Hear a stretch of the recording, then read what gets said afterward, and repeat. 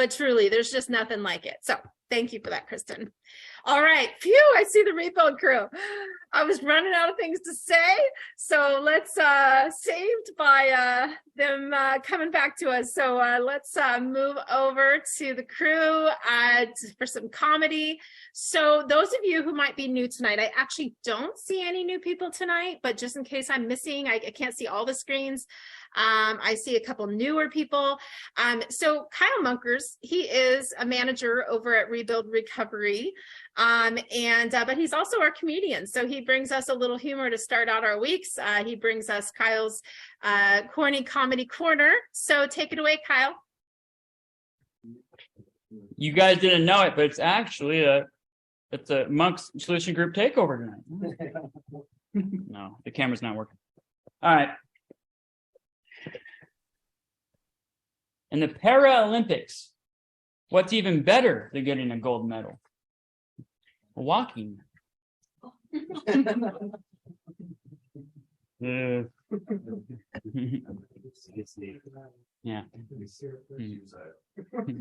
How many girlfriends does a priest usually have? None.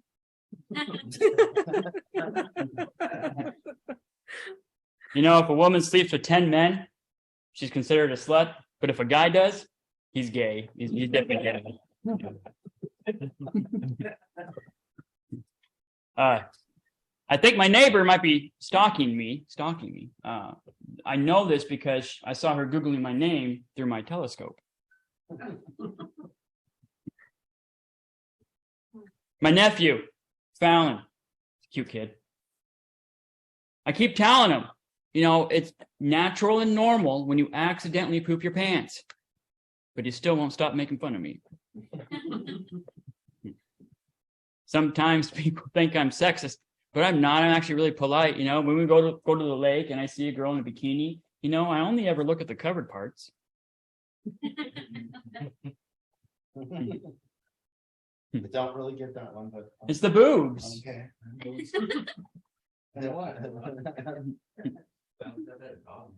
Yeah. When the seven dwarfs play soccer, they giggle. You know why? Because the grass tickles their balls. You know, everybody laughed at me when I said I wanted to tell jokes. Well, no one's laughing now.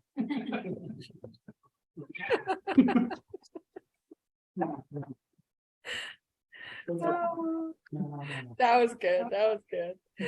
Oh gosh, thank you, Kyle. Oh,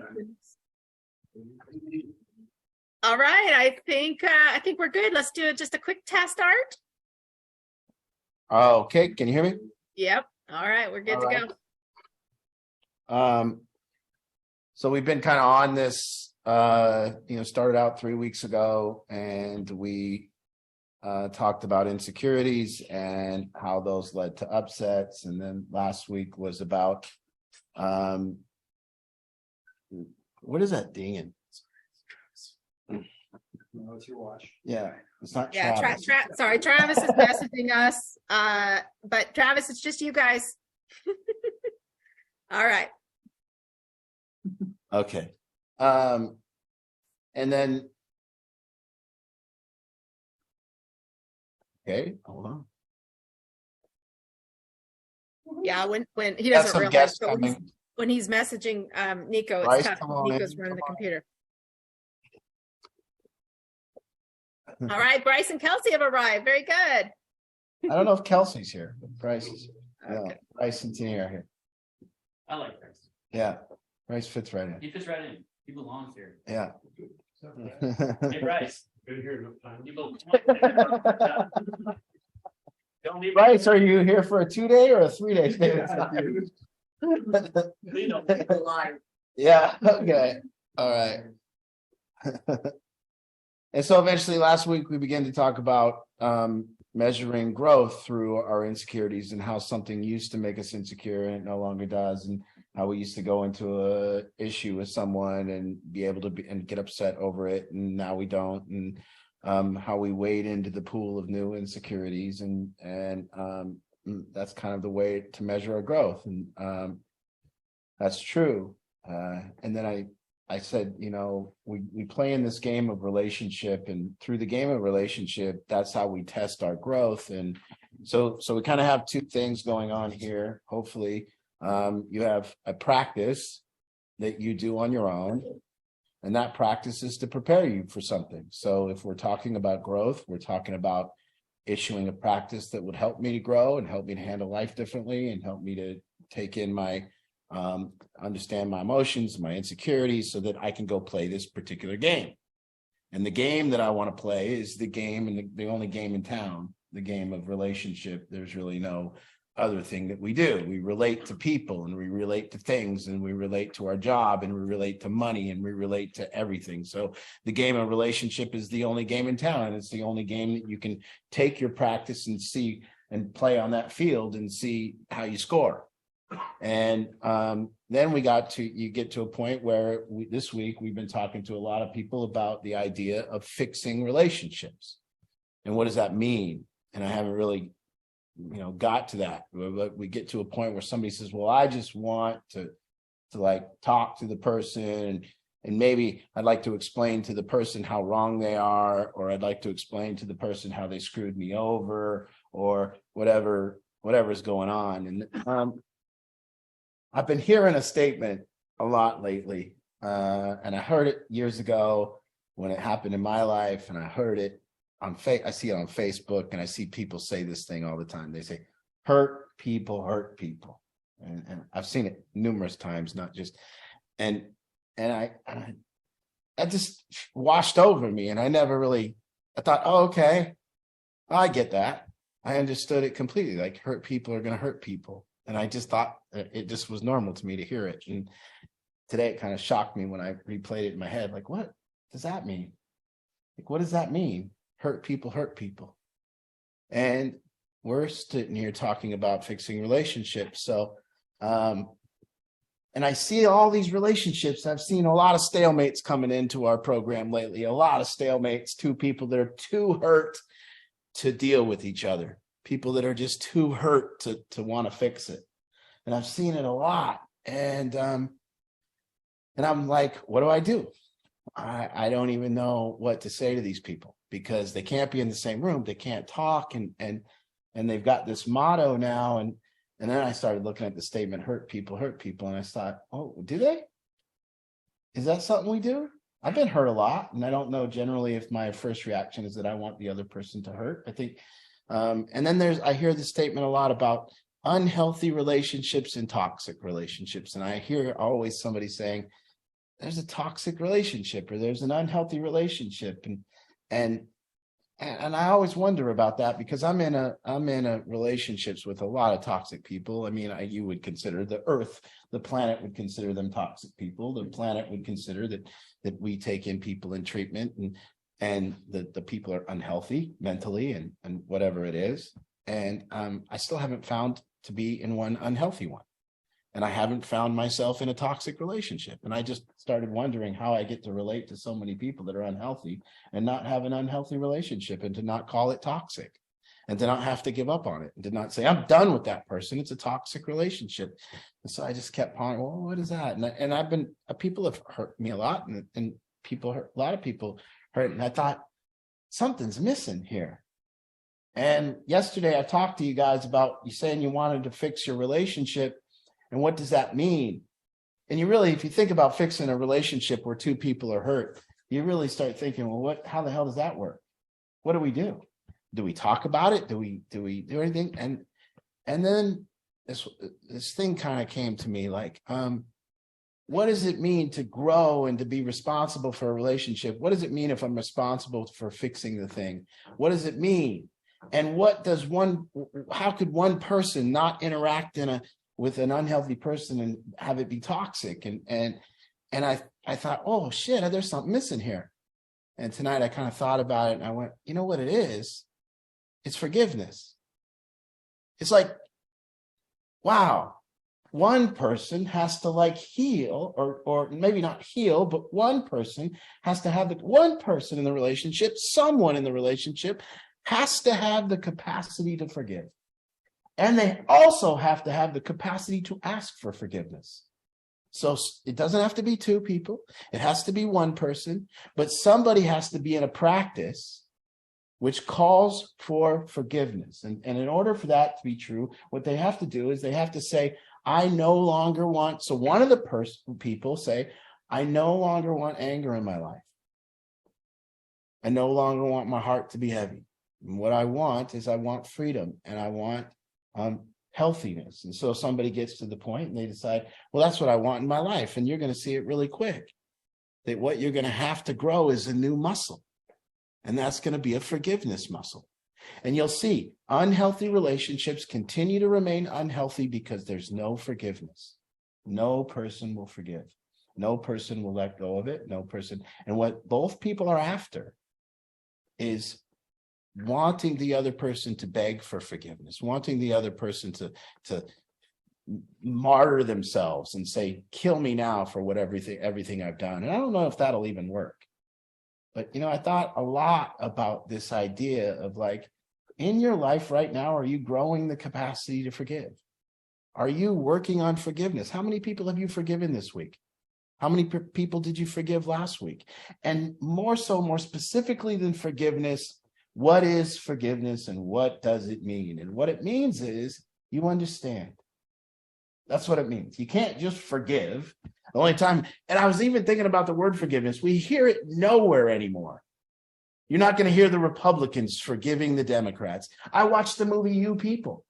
And in the movie You People, the girl, it's a black girl and a white man, or a black trans person and a white man, and they're having a conversation on it, and they do a podcast, and it's the new Eddie Murphy movie. And in the movie, the black girl says, Black people and white people will never be cool.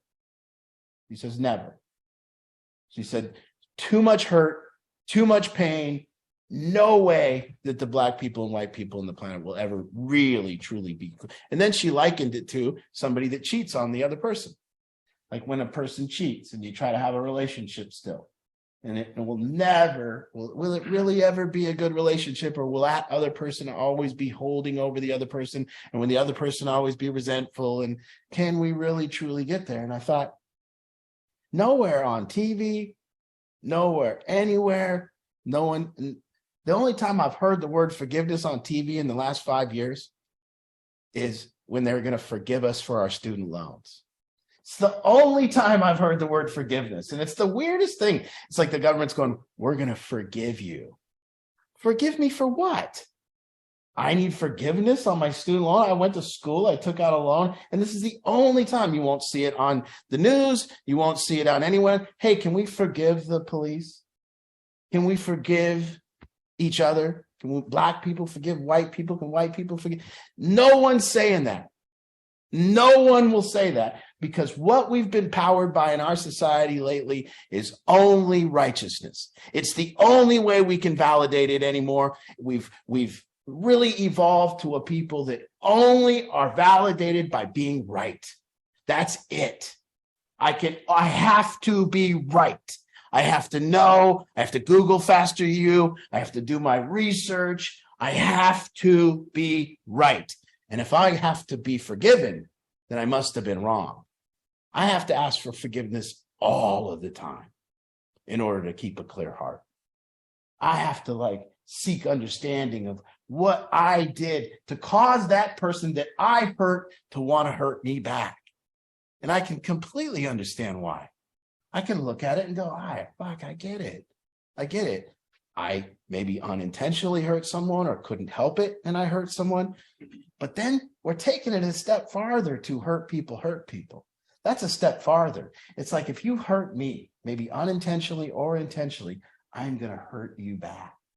And we're going into vengeance and righteousness. And it's like, really, why do hurt people got to hurt people? What about the statement, hurt people need to heal? What about hurt people need to forgive? What about that? It's more common to just go, hurt people, hurt people. It's just the way we fucking do it now. That's how we do it. You hurt me, I will hurt you. Eye for an eye. And it's not that way.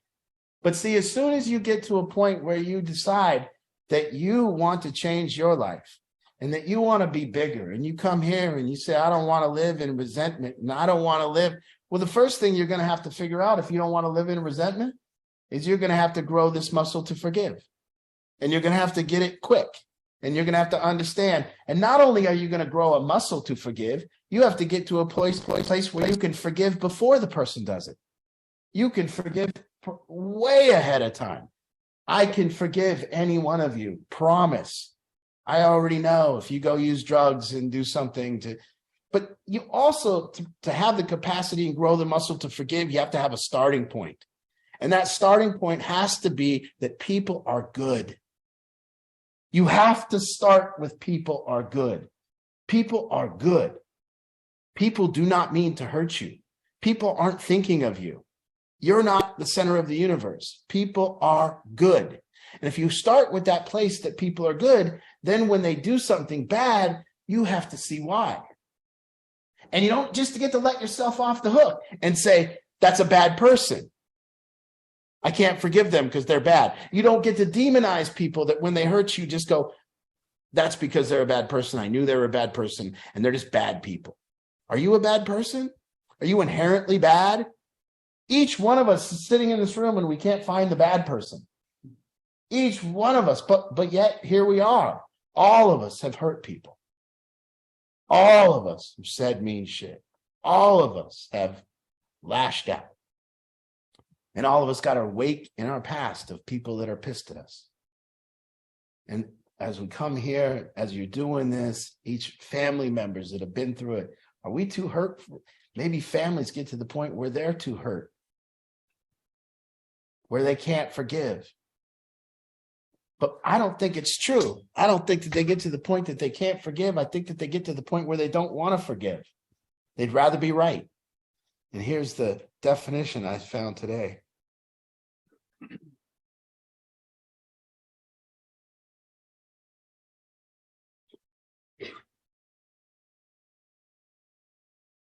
A conscious, deliberate decision to release feelings of resentment or vengeance towards a person or group who has harmed you, regardless of whether they actually deserve it or deserve your forgiveness. A conscious and deliberate decision. You know, that's a lot different when you decide you're going to make a conscious and deliberate decision. You're going to fight for forgiveness. You're going to actually work for it, and that you know that you're upset, insecure, scared, vengeful, hurt, and that your next action isn't to hurt someone else, isn't to say mean things, that your next action is to actually seek understanding, seek forgiveness, ask to be forgiven, try to forgive, try to get there. And you know that's got to be your action so you can get out of how you feel. And you know you have to go through that process.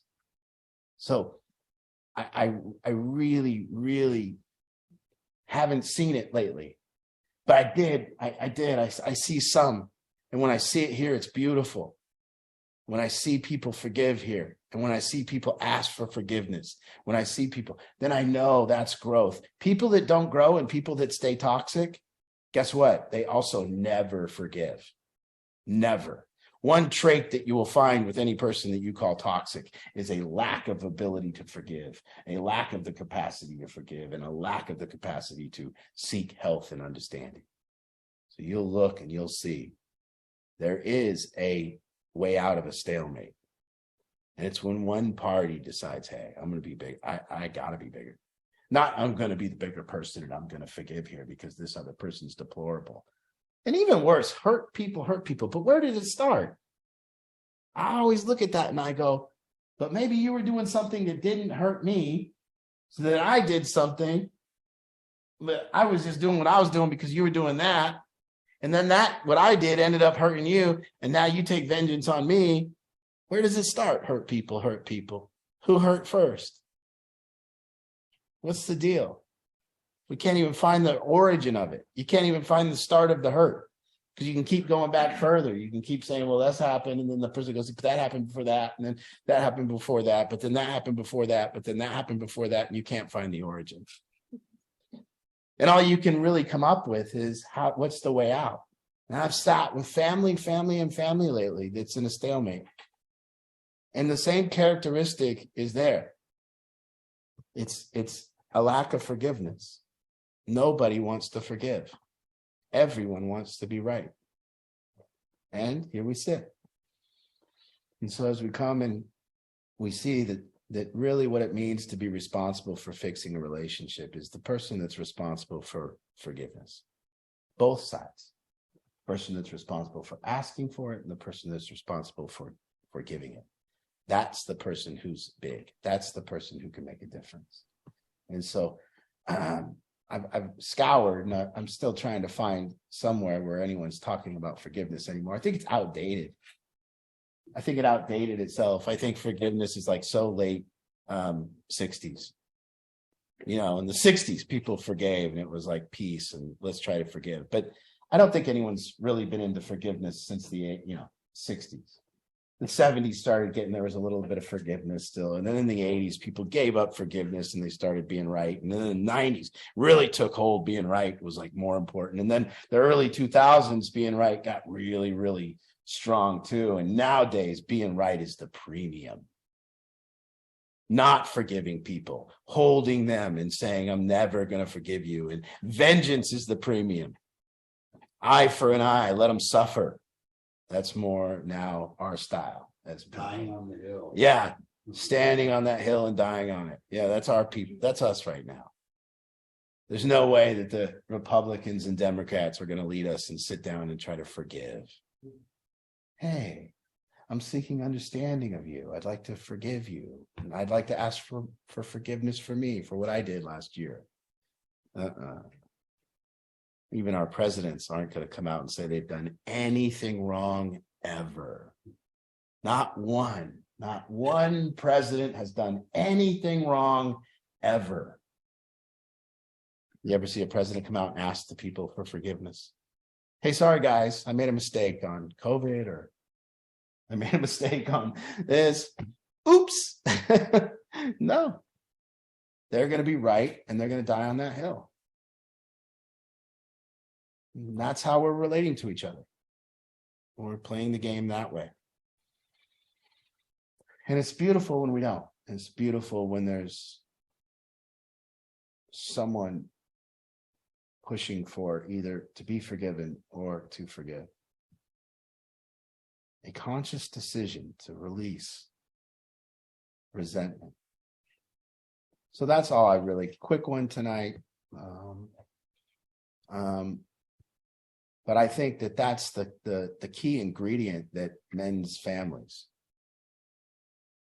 And without it, you don't mend a family. Without that key ingredient, yeah. What do you do in a situation where you're willing to put in the work and do the forgiveness, but the other person is not? Can you repeat her question so we can hear it? This is a long-standing question in this room. This isn't what do you do when you're willing to put in the work and include the forgiveness or go down that road, and the other person just isn't willing? That's the question. Now give me an example. Well, like I talked to a family member. Mm-hmm. They don't think that they did anything wrong, but you both had a part in doing something wrong. Mhm. And so you're willing to take responsibility for your actions and ask for forgiveness and try to mend the situation, but they're holding to not wanting to forgive or admit or resolve the situation. Okay. The first thing she said is that she's trying this action of mending and forgiving, and she's done her part, and they aren't willing to budge. And that's the difference in what we teach in this room. And hopefully what you can grasp by this is there's a real theory out there that people go by, that there's two sides of the street. And people hold fast to this, my side of the street thing. And they really do. They think, I'm going to clean up my side of the street, and you do the same. Mm-hmm. And when you get your shit cleaned up, we'll be equal, and we can mend this shit. And that's the myth that people go on, is that there's actually two sides of the street. And I've learned long ago that I'm the whole street. And that's not a selfish thing. That's not a self-centered thing. That's saying, It's my job to clean up the whole street. So I want to live on a clean street. You live on the street. I live on the street. I'm coming over. If my side of the street's clean, I'll be over to clean yours and I'll help you. Now that's very difficult because you don't know what I'm saying, but, and then the second thing I'll say is forgiveness is in your heart. And if you're going to call a person toxic, what that means is you don't have a fucking clue about them. You don't understand them whatsoever. Because like I said, you need to start with the thing that people are good. So what you need to do to get true forgiveness, to really do the work, is you need to understand why they're right. You need to understand why they do what they do. And if people are operating for, you get to a point when you reach forgiveness, let's say somebody that I'm not even in a relationship with anymore. A lot of the forgiveness that you got to work on is with people that you might not relate to anymore, that you might not even see, that are just people in your life that you can either hold anger in your heart or you can forgive. That could be parents that have died. That could be anything. So a lot of this work has nothing to do with it. So for the first part, I have to be able to say, man, I have to go, if I'm still saying the question, if I'm still saying this in my head, what are they thinking? If I'm asking those type of things and talking in that way, how could they do this to me? What were they thinking? How could they do that? Why did they do that? Then I haven't done the work. Only when I get to the point where I can go, oh, I was like that. They did that because I was like that. And that's how they saw me. And I get it. And then forgiveness fills the heart when I get it. And so let's be very clear about what the work is. And when we go about the business of fixing a relationship, and then you're going in with expectations that you're going to just admit your side, the dirty part of your side of the street, and then you're waiting for them to tell about their dirty side, never going to work. Never. That's where they aren't. Your forgiveness is for you. And so the question is, can you forgive them? Can you let go of the resentment? Now, whether they pick up the ball and ever get healthy themselves or want that in life, you just have to see. A human that is incapable of forgiveness is also always going to be unhealthy because everyone's going to hurt them. And so they're going to be unhealthy for the duration if they're incapable of, but that doesn't mean you can't forgive them and have it in your heart. And so you might not, you have to understand that this is for your own mental freedom, forgiveness. Now it's a bonus if you can get to a place where you can, where you can understand, where you can forgive, and you can ask them to forgive you. Because if you understood, they're pissed at you. They're pissed at you. Now, have you ever been pissed at somebody that didn't do anything to you? Never. But you're assuming that they're pissed at you and they shouldn't be because you didn't do anything. But you've never been pissed at anyone that didn't do anything to you. But we just assume, oh, they shouldn't be pissed. I didn't do that. That's not the way it went down. Yes, it did. You ever told people how that went down and then had somebody tell you it didn't go down like that and believed them? So this is the important part of coming over to their side of the street and looking around. Why is it dirty? I'm looking around going, oh, shit, this is why they don't keep it clean. They think it happened like this and they believe that. So I got to listen because I need this in my heart and I want to be healthy. So it's the work is not something where I go present what happened in my viewpoint.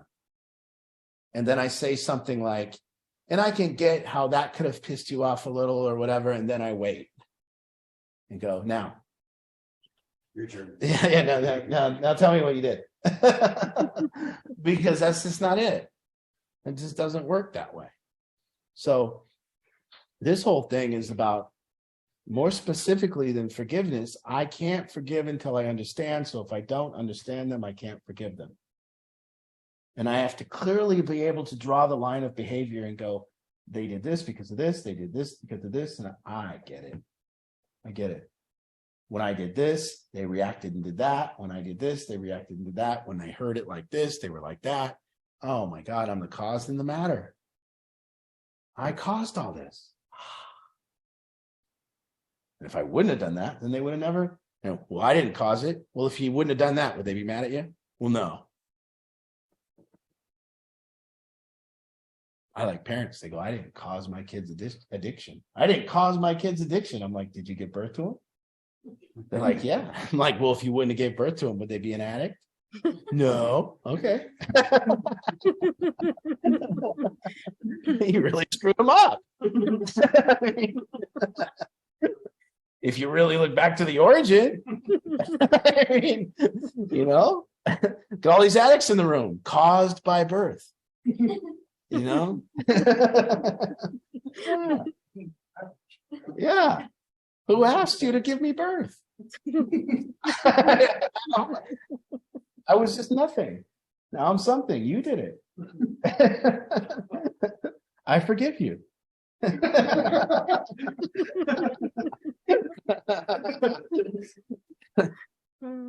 Yeah. You see Nico tell his mom. Yeah.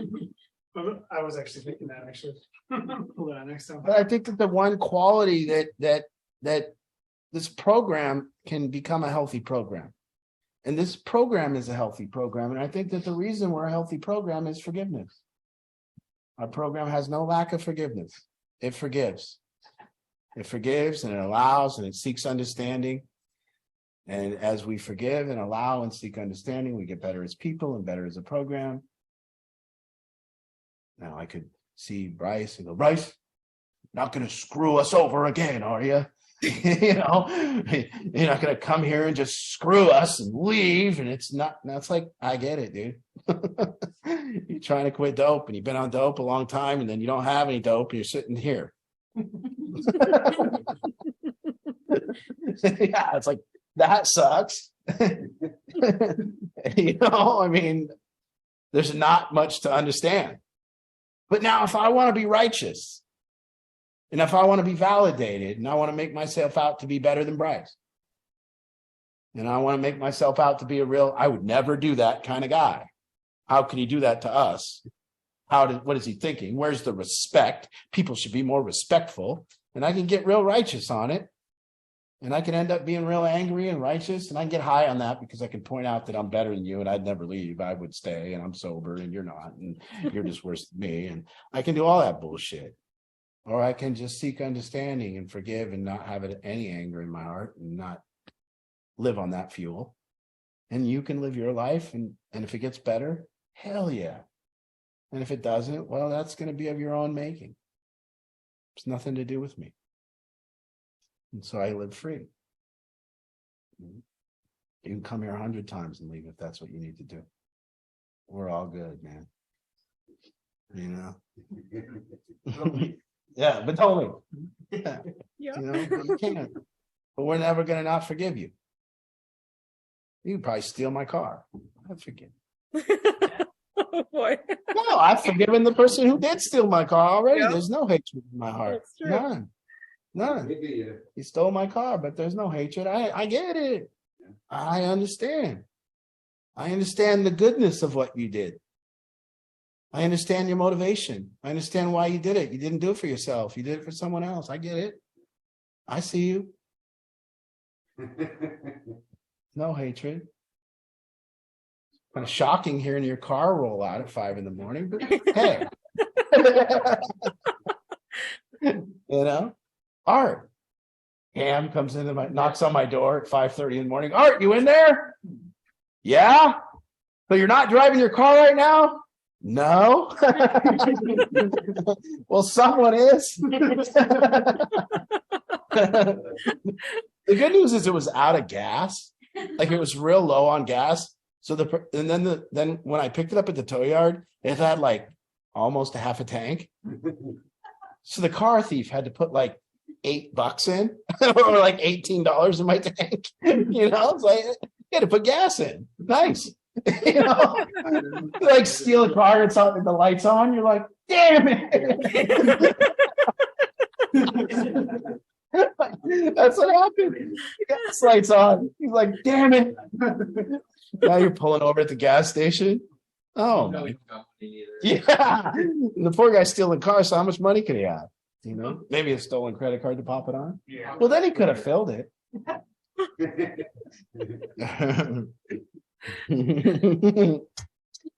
It's awesome, man. Forgiveness is awesome. It is awesome.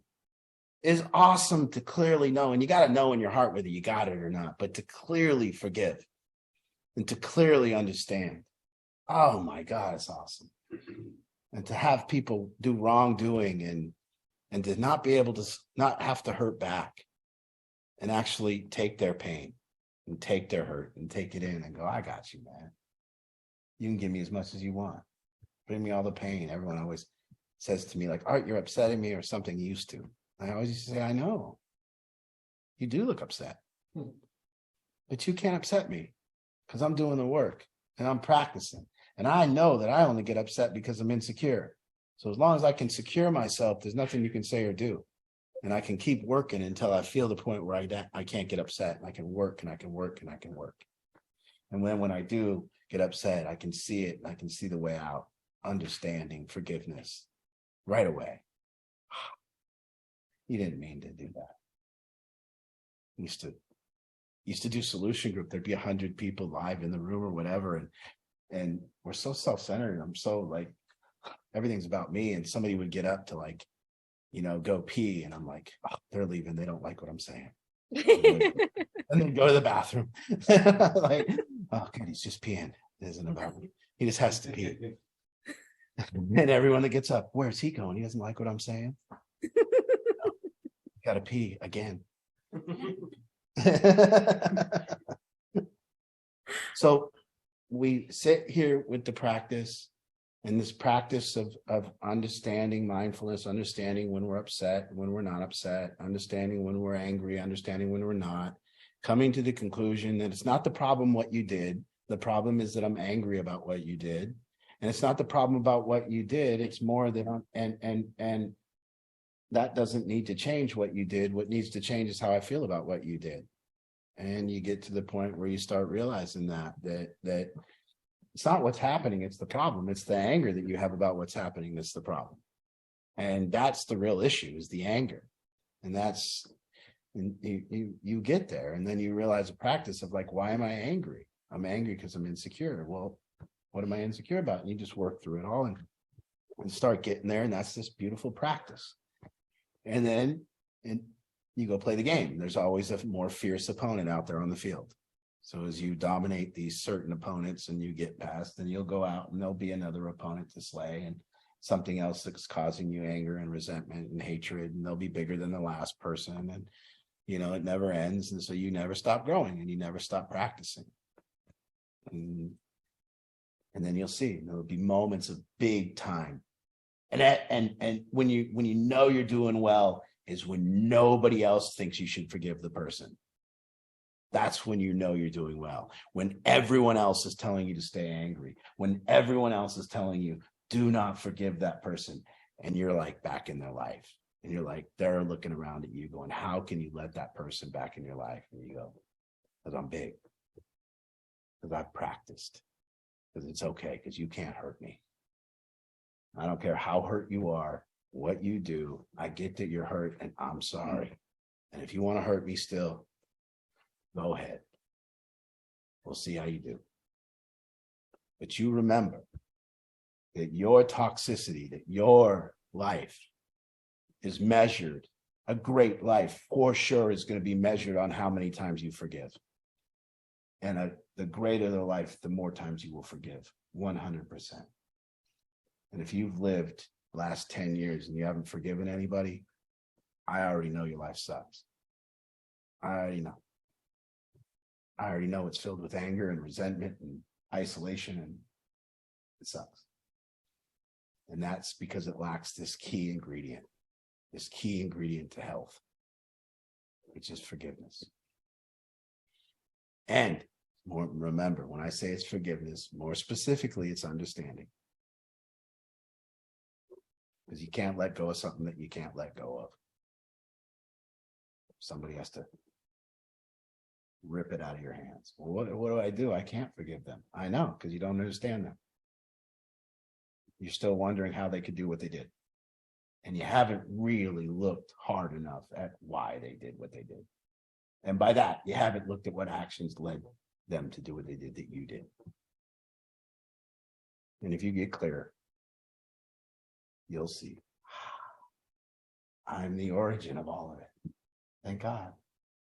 Thank God it's that way. Oh.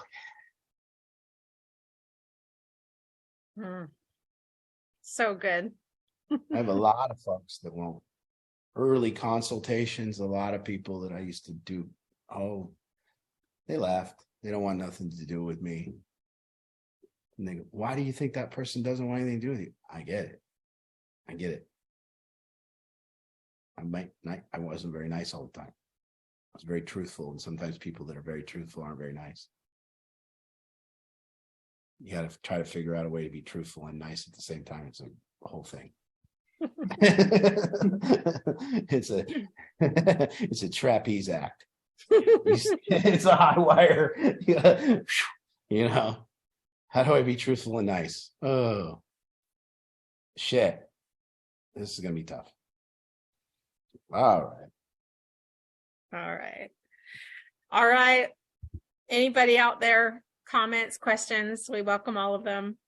Just like whoever had the question there in the room, she really opened up an opportunity for more clarity. So it was beautiful. It was just an example of how important it is. If there's a question in your mind, please, it's really helpful for everybody to hear the further clarification, that Art can do if you speak up. So any confusions, any questions, any just experiences, what resonates, what hit, share with us. And you can use the raise your hand feature. Don't be scared. Raise your hand and say what you can ask a question too. If you can't figure out the raise your hand feature on your device, sometimes people can't. You can unmute yourself. You can say hi in the chat. I have a question. However you can get my attention. Let's do it like this, Ange. Who's scared to ask a question? Yeah, there we go. Raise your hand. Raise your hand Raise your hand if you're scared to ask a question. Raise your hand if you hide every week. That's perfect. Now, raise your hand if you were too scared to raise your hand that you were scared to ask a question. Yes. I got your ass. I already know those people. Yeah. I'll mention while we're waiting for people to raise their hands, I'll mention, one of the great things about Moms Group and group coaching is that people do step up and talk and share in those platforms. But please. I'm not there to scare them. Yeah. And if anybody's new out there, I don't think there is. I hope I didn't miss anybody. I see Heather Staggs again. Glad you're back, Heather. We still need to have a comment about forgiveness. And I was thinking about it because I did not have a great relationship with my mother when she passed. Oh, I see everybody on the big screen now. And so obviously I can't, build that relationship again. She's gone. But I think forgiveness in general is not just for the other person, it's for yourself. Yeah, it's only for yourself. Yeah. But for the fact of, people wonder like, why should you do it? Or, that kind of thing. And sometimes it is a selfish act just to, do it for yourself. Yeah. And it might or might not include the other person. Yeah. Generally, it's better when you're actually forgiving to a point where you're trying to understand the person and really trying to get in their shoes. It's the best. That's the premium, especially when somebody's around so that you can see the satisfaction of the built relationship back up. When you forgive and let go. Oh, yeah. Yeah. Thanks, Heather. Mm-hmm. Who else? Well, I got stuff to do. Yeah. yeah, if nobody has anything, we will wrap up early and close it down. But if there's anybody out there that has some, it's all You can have good. And questions about other things too. next week, oh good, here's Eileen. Oh good, we love it when Eileen shares. Oh, Next week, yeah. in person. Hi, Eileen. Hi. Hey, I really appreciate, Art, what you said and about when somebody is reacting a certain way and you kind of need to step back and take the assessment of, why are they reacting this way? What did I do? Because you're right. I mean, there's a good chance that they see it that way. That's how they see it, whether you see it that way or not.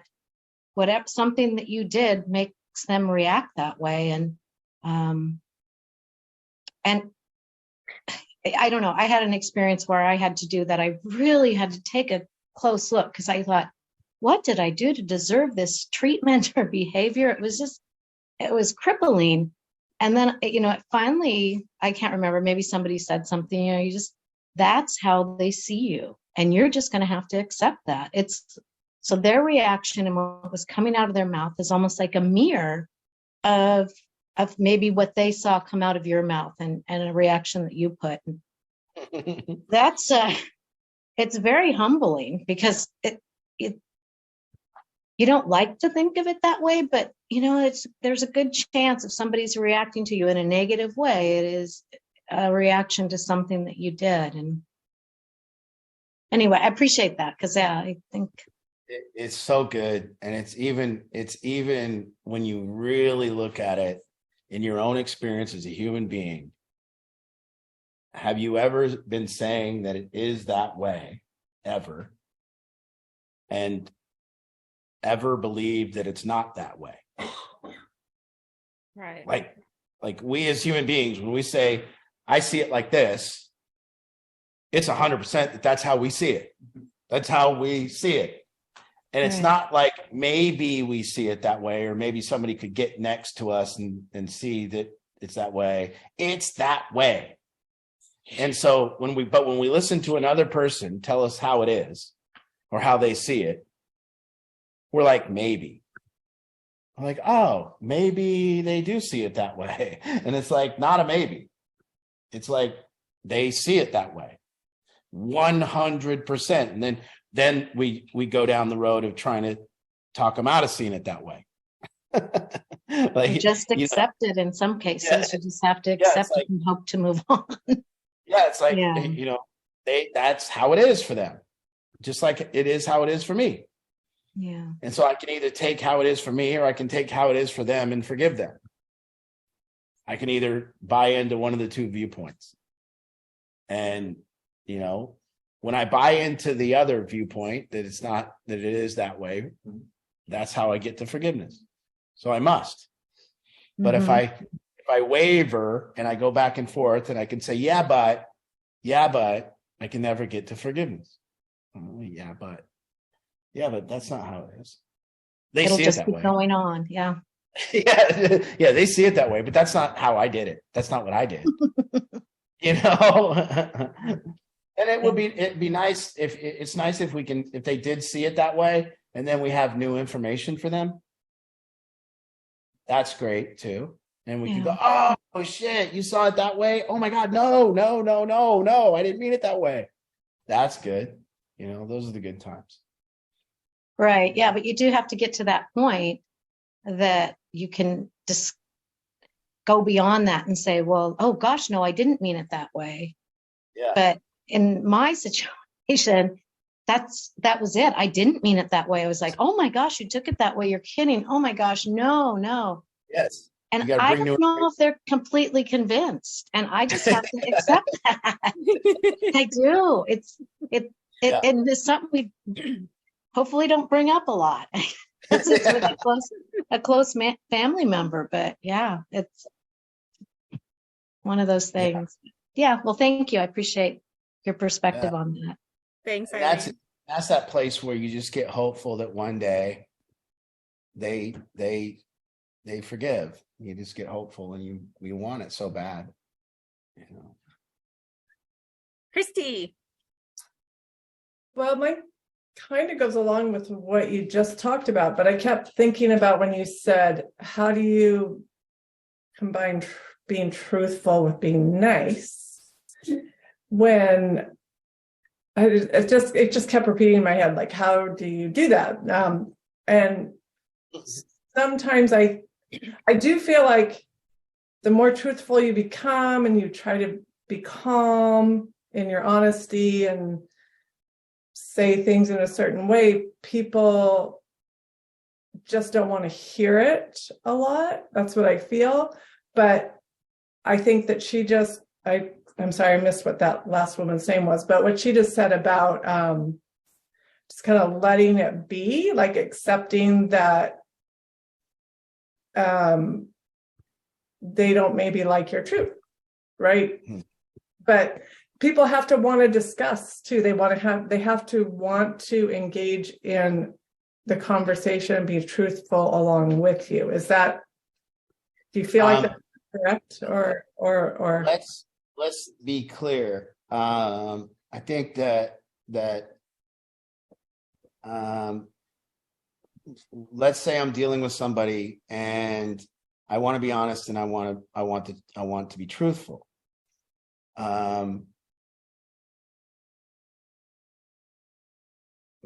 That there's a particular place that one can come from that's allowed. And that place where that's allowed, it takes some type of trust, some type of work to get to that place. And then one must know if they're in that place yet or not. And if we want to be truthful with people, but there's a feeling that what we're doing with that truth is we want to be truthful about your bad behavior,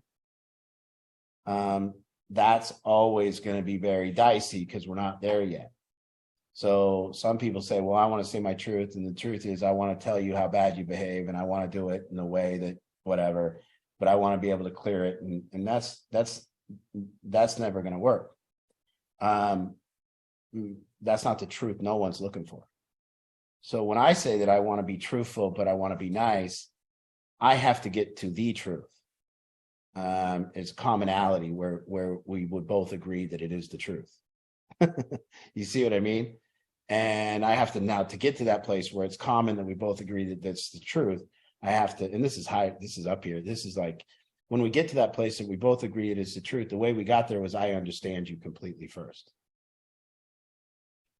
So I have to completely understand why you're doing what you're doing and what you do and how you're not a bad person. And I have to completely understand all that about you before I can say what I think is true about you. But if I just go into somebody and I go, I got to tell you my truth, I think that you do some bad shit. It's not it. They're going to get mad. And so getting to that place of trust where someone allows it, where you're like both standing on the same platform, looking out at the horizon of that person's life. So you and that person are sitting there holding hands, looking at the horizon of their life, and you're talking about the truth about their life, and you're talking about the truth about the way they see it. Then you can now say truth, and they can go, I get it. This is true. I'm doing this when I should be doing this, or I'm, then you're standing with them. But if you're standing across from them and you're looking at them and you don't understand, and you're not standing next to them, and then you want to tell them the truth, it's probably going to be really what you want to tell them is how they behave poorly. And they're just going to see it like that. They're just going to see. Well, what if it's not a situation like that? It's just your opinion on something. Like it's not about them. It's about another situation, but yet there's always.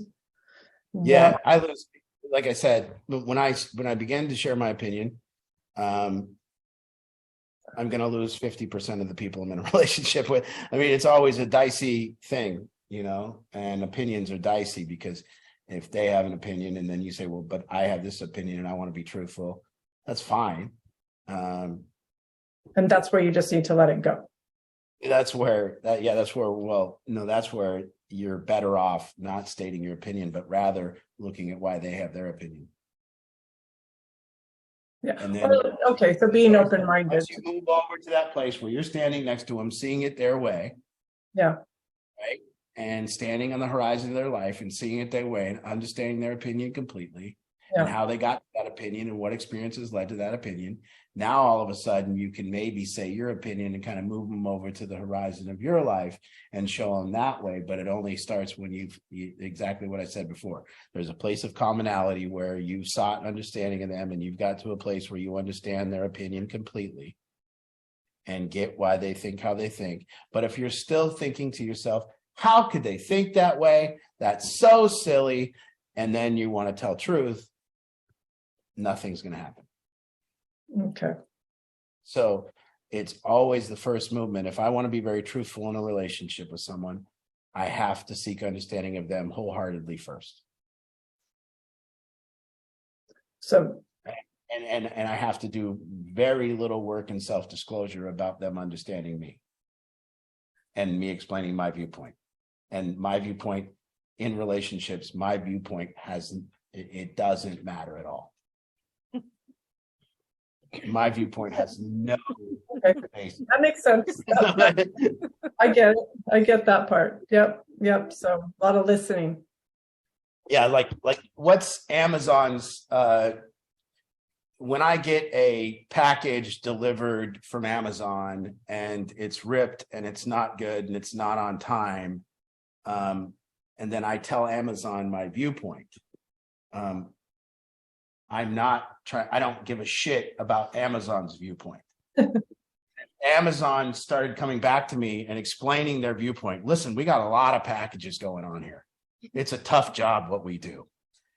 You would end that relationship. You see, remember we went to the airlines and me and Angie are plane. It's snowing and the plane is 2 hours late. And we're sitting at SeaTac trying to get out to go to Vegas, and we're sitting there in the airport. It's like 6:30 a.m. Plane's now not going to leave till 8:30, and this flight attendant shows up at like 7 o'clock and late or whatever, 7:30, and she starts explaining to all of us how rough of a day she's had getting to work.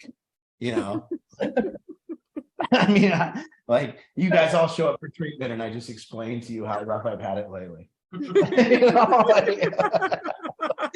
like you think you guys got problems? Shit, I mean, I don't even know where I'm screwed. like you know, it's like we don't care. So what I'm saying all that for is the bigger party in the relationship's viewpoint doesn't matter. Whoever the bigger party is, whether you're a father at 40 years old raising a 3-year-old, you do not need to explain to the 3-year-old your fatherly viewpoint. They don't give a shit. They don't care. So in every relationship, the bigger person's viewpoint doesn't matter. And the smaller person will always be trying to get their viewpoint across. And in any relationship, the more responsible party, the person who just wants a good relationship, doesn't mention about how bad they got it. Doesn't mention about you want to keep. So those Amazon, they want to keep the customers. So when you say you got a shitty package, they're just going to say, shit, I'm sorry. They're not going to explain why. They're going to say, let me send you stuff, because they want to keep the relationship and they're bigger. And that's how it works. The bigger party isn't trying to explain their point of view or their opinion. They're letting the other person have their opinion. They're letting the other person be who they are. And they want to keep the relationship. My viewpoint has no bearing. I mean, if I sat down with parents and just explained my viewpoint, they don't care. And none of you care. It's like my viewpoint of, hey, from my viewpoint, you nobody cares. Yeah. So, Lynn. Hey, Lynn. Hi. Hi, how are you guys? I asked the question, I keep talking. Well, I just wanted to be a quick comment. Tomorrow, the GAL is coming to my house to do a walkthrough, and I am okay with it. And a lot of it has to do with this topic and like forgiving and like getting on with things. And I just, really appreciate all this because I'm growing up, Art, and it's out for me. Don't do that. Oh, somebody's got to. Good work, Lynn. Yeah. Good work. Yeah. I'm growing out. Growing up. Growing out. Yeah. Yeah. Yeah, look.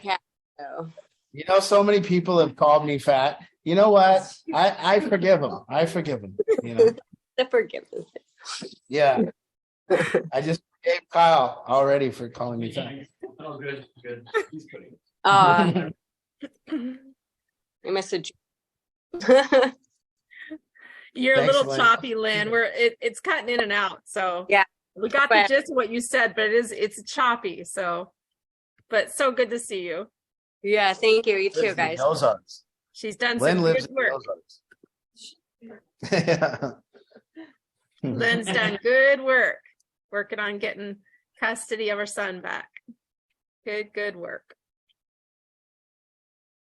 I had a question in the chat on the address for in-person solution group next week. So I stuck in the chat the Facebook event on Facebook that gives that information, and then I also put in the chat a link to sign up for our text reminder list. So if you are not already on our text reminder list, be sure and sign up for that, because each week, every Monday, you receive a text, and that will remind you that, hey, this week is Zoom only, and hey, you know, in-person groups coming up, or group coaching's coming up, or whatever. But that keeps you up to date each and every week. You always receive a text on Monday. So if you're not on that text list, it's an auto text that goes out.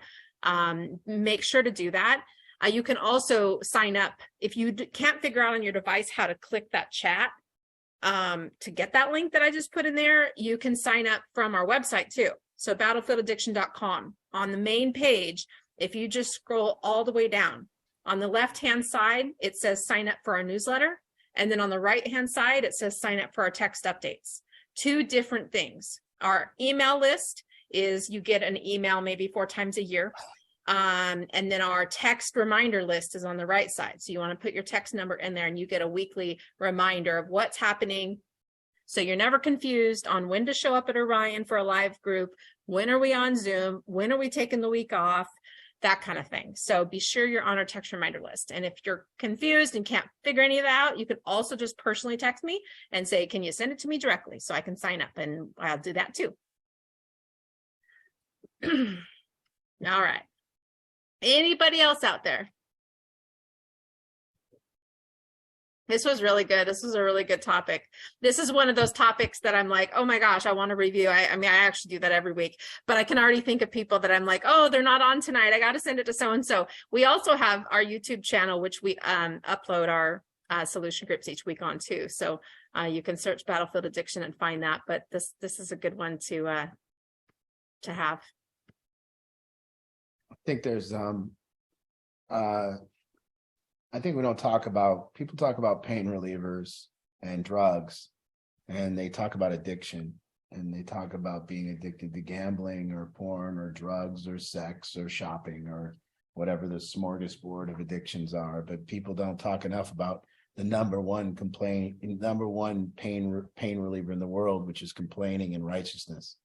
And they don't talk about the drug of anger, and they don't talk about those type of really, see, anger's a drug because it does just what a drug does. It lets you not consider yourself.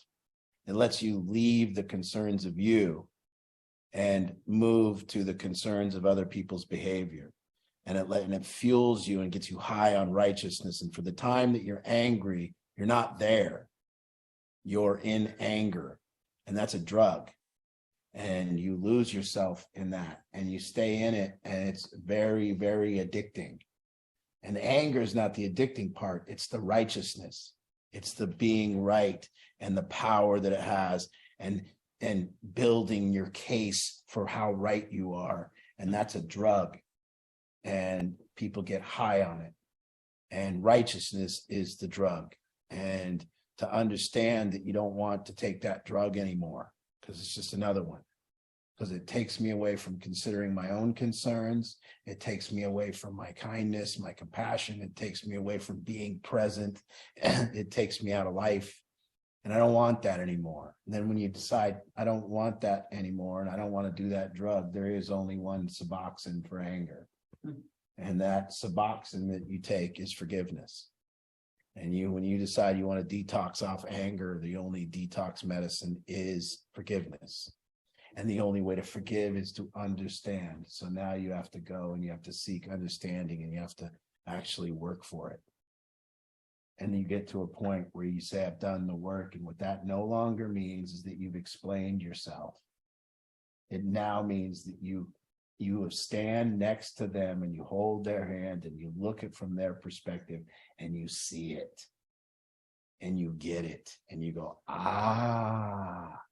that's how it is. It's like that. I see. No wonder you did that to me. No wonder you hated me. No wonder. Oh, I get it. And then whether that relationship gets built and saved or it's too much hurt, whatever, you walk away with no drugs inside of you. You walk away empty. You walk away with forgiveness. You're no longer, and now you can go do your life. And that's whether you have a parent that didn't treat you right or whatever. You didn't get the fair shake growing up. You got abused. You got whatever you got. Same thing applies. You have to stand next to the abuser and look and go, what did he go through prior to me? What did this person go through? How did they get treated? I might just be a byproduct of how they got treated. It wasn't about me. And so I hope that helps. And I hope that sees that when we pour in this thing into the mix of the ingredients of our families, that we just shower it with forgiveness. Then that we shower with how we understand each other and we shower it with forgiveness. That's the thing we needed to connect. That's the thing that we all needed. And it only takes one person to start. It only takes one person to play. That ends the stalemate. And that person can then be the key ingredient because they can forgive, which will allow others to forgive, and they can understand, which will wake up other people to understanding, and you can wake up an entire family, a room, anything. So thank you all. We'll see you live next week. Please come next week at Orion. Thank you. All right. Good night. Good night, everybody. That was great. Good night. See you next week in person. Can't wait.